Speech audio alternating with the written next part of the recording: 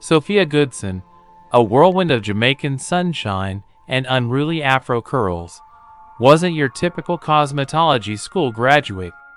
At 19, while others practiced precision bobs, Sophia was sculpting gravity-defying masterpieces with locks, braids, and her signature bouncy, defined afro curls. Growing up in Montego Bay, she'd learned to tame her own rebellious hair, turning necessity into an art form. Word of Sophia's magic fingers spread faster than wildflowers. Her tiny Kingston salon, Sophia's Curl Queen, became a haven.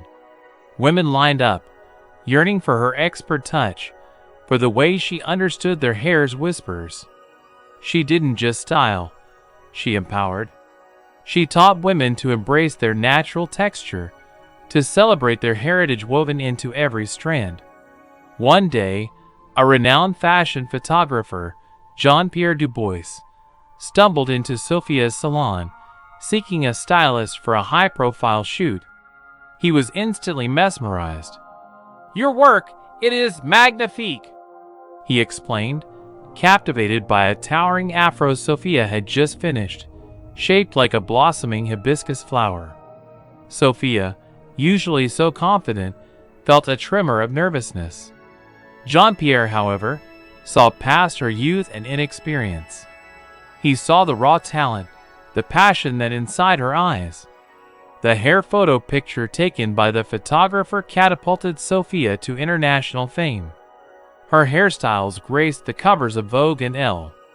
She styled celebrities, royalty, and everyday women, all craving her unique blend of Jamaican flair and cutting-edge technique.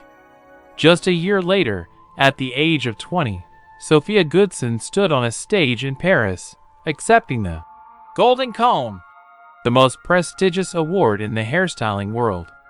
Holding the trophy aloft, her afro curls bouncing with joy, she dedicated her success to the women of Jamaica, the women who taught her that beauty isn't about conformity, but about celebrating the vibrant, untamed essence within. Her journey, a testament to the power of passion, talent, and the undeniable magic of Jamaican sunshine.